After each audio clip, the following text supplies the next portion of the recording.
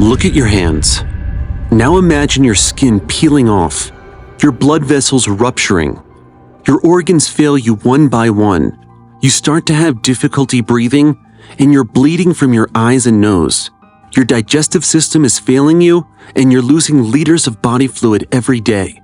Your mind remains clear as you witness your own body melting from inside out for 83 long days. This is the most painful death in history, the case of Hisashi Ouchi in the Tokaimura nuclear accident. On September 30th, 1999, the Tokaimura nuclear facility in Japan stood as a testament to human ambition and scientific progress. Hisashi Ouchi, a 35-year-old technician, along with his colleagues Masato Shinohara and Yutaka Yokokawa, arrived at work, embarked on a routine task of uranium processing. Pressure placed upon the facility to increase efficiency led the company to employ an illegal procedure wherein they skipped several key steps in the enrichment procedure. The technicians poured the product by hand in stainless steel buckets directly into a precipitation tank. The air crackled with tension as the blinding blue flash illuminated the room, the telltale sign of a nuclear chain reaction. In an instant, Ouchi's fate was sealed. He absorbed a lethal dose of 17 sieverts radiation, his body bombarded by invisible particles that would ravage him from within. As sirens blared and panic ensued, nearby residents were hurriedly evacuated. Because of Ouchi's massive exposure to radiation, he was transferred to the Tokyo University Hospital to receive the most up-to-date treatments. Dr. Meikawa became leader of the medical team due to his central role in a professional group of radiation emergency medicine. At this point, Ouchi's right arm, which received the highest radiation exposure, was only slightly reddened and swollen. He looked very well, and the medical team thought he would be well enough to recover and leave the hospital. The first signs of Ouchi's dire condition emerged as doctors examined his chromosomes, which are made up of DNA that stores genetic information. The radiation had damaged his genetic material, leaving his chromosomes unrecognizable and malformed.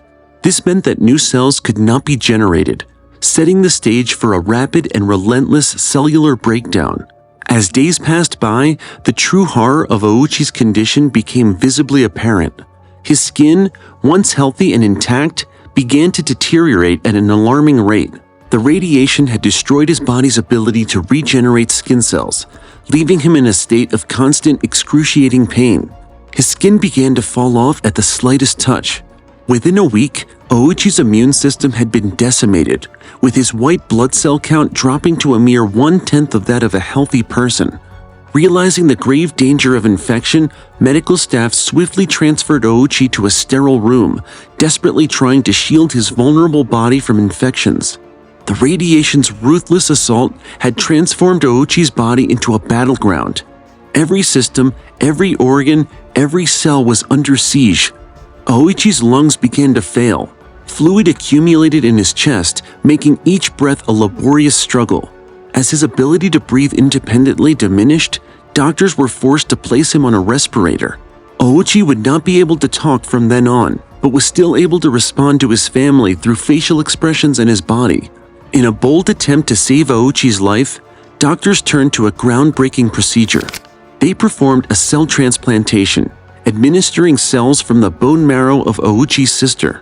This marked the first time peripheral blood stem cell transplantation had been used to treat radiation injuries, a testament to the medical team's determination to push the boundaries of known science. The transplantation of these vital cells appeared to succeed. Ouchi's white blood cell count began to climb, eventually reaching levels comparable to those of a healthy person.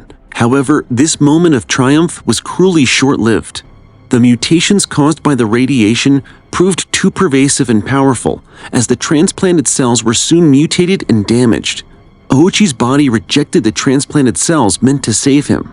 In a desperate attempt to alleviate his suffering, doctors transferred Ouchi to a specialized bed designed for critically ill patients. This high-tech apparatus could tilt to a 55-degree angle, ostensibly to improve circulation and reduce pressure on his disintegrated skin. However, even this advanced medical equipment seemed futile in the face of such catastrophic cellular breakdown. As Ouchi's skin continued to deteriorate, doctors attempted skin transplantation using cultured skin. However, the radiation's restless assault on his body prevented the skin from adhering, leaving him increasingly vulnerable to infection and fluid loss. Transfusions became a constant necessity, a futile attempt to replenish what his body could no longer produce or retain. Blood began to seep from various orifices. His eyes, nose, and mouth became gruesome fountains of crimson. His internal organs, ravaged by radiation, began to fail one by one. The damage to his intestines resulted in voluminous, uncontrollable diarrhea. At first, Ouchi lost around 3 liters of bodily fluids daily. But as his condition worsened, this increased to a staggering 10 liters a day. With each passing day, the ethical dilemmas faced by the medical team grew more pronounced. Dr. Meikawa reflected on the moral quandary, saying, "I think keeping him alive as long as possible was just like an agony for him.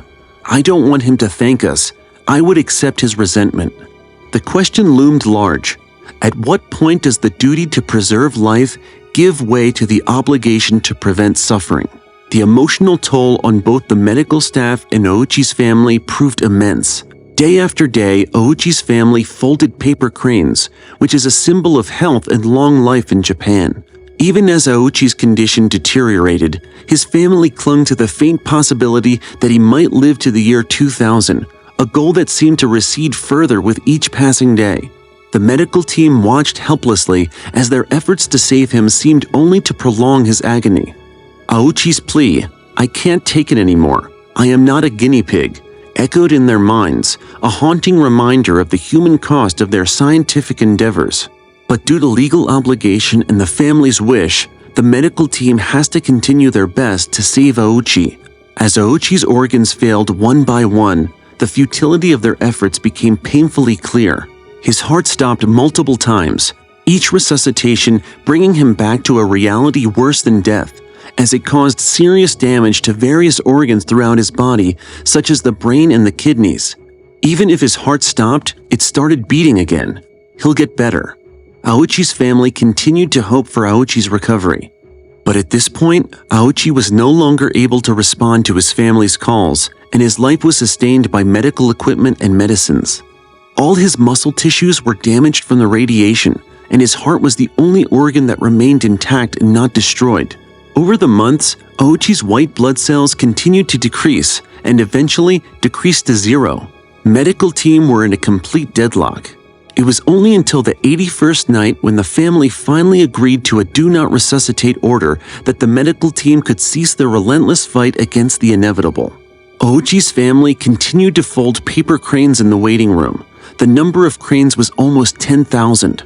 In the end, the limits of medicine were laid bare by the destructive power of radiation. Dr. Meikawa's words encapsulated the tragic reality. Simply put, our pride as medical professionals was broken into pieces. Despite their heroic efforts, the latest medical technology, and the unwavering dedication of the healthcare team, Ouchi's fate had been sealed the moment he was exposed to that fatal dose of radiation. On December 21st, 1999, after 83 days of unimaginable agony, Ouchi's ravaged body finally succumbed. His passing marked the end of a nightmarish ordeal that had pushed the boundaries of human endurance and medical science to their limits. Masato Shinohara, the technician that was working alongside Ouchi on that fateful day, absorbed a lethal dose of 10 sieverts of radiation and died on April 27, 2000. He endured 7 months of radical cancer treatment, numerous successful skin grafts, and a transfusion from congealed umbilical cord blood to boost stem cell count. He was eventually unable to fight off radiation-exacerbated infections and internal bleeding and succumbed to fatal lung and kidney failure. Yutaka Yokokawa, another colleague that was in a nearby room at the accident, absorbed 3 sieverts of radiation and survived the incident after 3 months of treatments with minor radiation sickness. The Tokaimura accident had not only claimed the lives of dedicated technicians, but had also exposed 667 people to varying degrees of radiation. The incident sent shockwaves through Japan's nuclear industry, shattering the nation's confidence in the safety of its nuclear facilities. Legal proceedings swiftly followed. JCO, the company responsible for the facility, faced severe repercussions for its role in the accident. 6 JCO executives were indicted on charges of negligence resulting in death and injury. The gravity of their actions was reflected in the unprecedented nature of the charges, marking the first time in Japan's history that nuclear energy company executives face criminal prosecution for a radiation accident. An investigation into the Tokaimura plant found the host of safety violations, and on June 6, 2005, it was torn down. 6 years later, the tank that caused the incident was still radioactive. It was removed and taken to a nuclear history museum, where it can still be viewed.